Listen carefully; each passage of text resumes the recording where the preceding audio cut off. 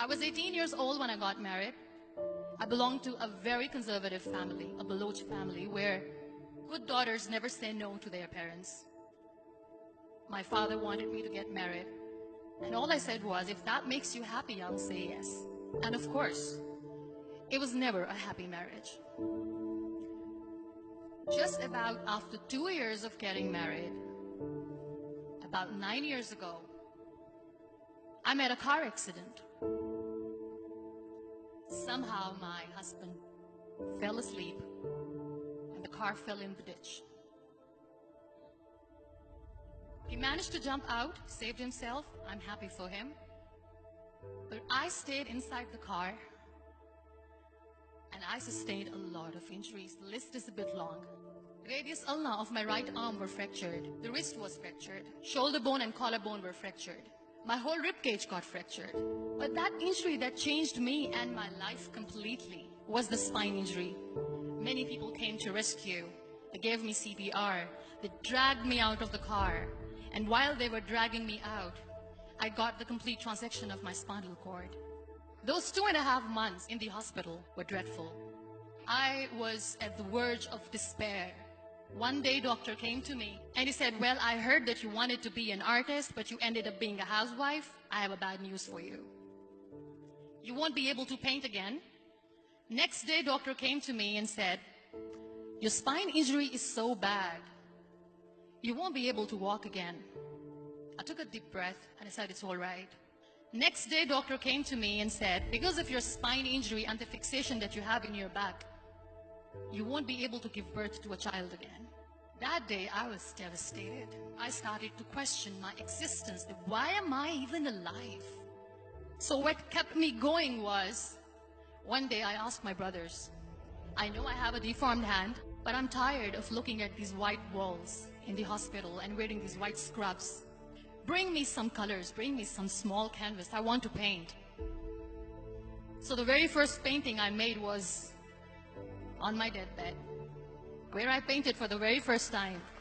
What an amazing therapy it was. Without uttering a single word, I could paint my heart out. I could share my story. People used to come and say, what lovely painting. So much color. Nobody could see the grief in it. Only I could. And that day I decided that I'm going to live life for myself. I am not going to be that perfect person for someone. I am just going to take this moment and I will make it perfect for myself. That I'm going to fight my fears. So I wrote down one by one all those fears. And I decided that I'm going to overcome these fears one at a time. You know what was my biggest fear? Divorce. But the day I decided that this is nothing but my fear, I liberated myself by setting him free. And I made myself emotionally so strong that the day I got the news that he's getting married, I sent him a text that I'm so happy for you and I wish you all the best. And he knows that I pray for him today. Number 2 was, I won't be able to be a mother again. And that was quite devastating for me. But then I realized there are so many children in the world, all they want is acceptance. So there is no point of crying, just go and adopt one. And that's what I did.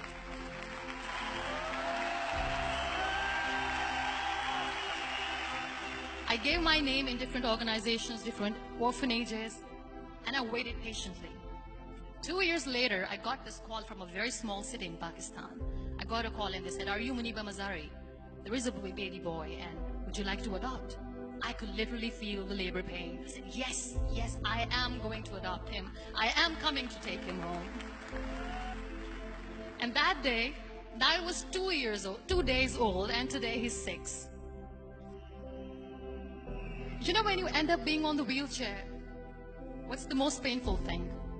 People think that they will not be accepted by the people because we, in the world of perfect people, are imperfects. So I decided to appear more in public. I started to paint. I have done a lot of modeling campaigns. I decided that I'm going to join the national TV of Pakistan as an anchor person. I became the National Goodwill Ambassador for UN Women Pakistan, and now I speak for the rights of women, children. I was featured in BBC 100 Women for 2015. I'm one of the first 30 under 30 for 2016. So when you accept yourself the way you are, the world recognizes you. It all starts from within. We have this amazing fantasy about life. This is how things should work. This is my plan. It should go as per my plan. If that doesn't happen, we give up. I never wanted to be on the wheelchair. Never thought of being on the wheelchair. This life is a test and a trial, and tests are never supposed to be easy. So when you are expecting ease from life, and life gives you lemons, then you make the lemonade, and then do not blame life for that. It is okay to be scared. It is okay to cry. Everything is okay, but giving up should not be an option. They always say that failure is not an option. Failure should be an option, because when you fail, you get up, and then you fail, and then you get up, and that keeps you going. Embrace each and every breath that you are taking. Celebrate your life. Live it. Don't die before your death. Real happiness lies in gratitude. So be grateful, be alive, and live every moment.